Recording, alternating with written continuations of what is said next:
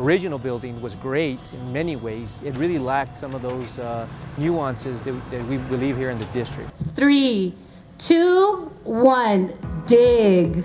Today, we celebrate the beginning of a major renovation and reconstruction of our campus, nearly 65 years after the original campus first opened its doors to our beautiful community. I get nostalgic because if you think about it, that is the very same place. In 1957, they probably were doing the very same thing, and they were welcoming a brand new modern school to them.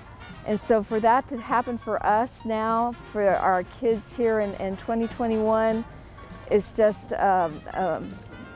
such a great thing that we let go of the past and we're able to give the kids what they really need to have such a great future.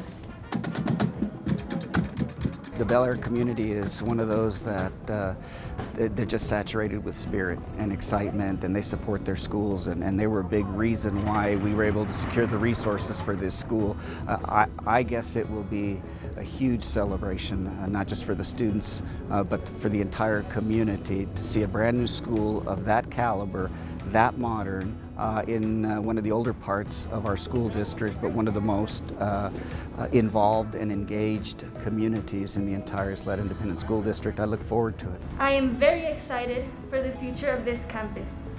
I have no doubt that this school will continue to open doors for many students, just like it has for me. You're going to see a modernized, exciting, state-of-the-art academic building that really just reaps big red pride. You're going to see all the, the traditional red and blue that Bel Air's known for. You're going to see some of those Scottish flavors in the building. But more importantly, you're going to see a group of individuals working in that building that take a lot of pride in what they do.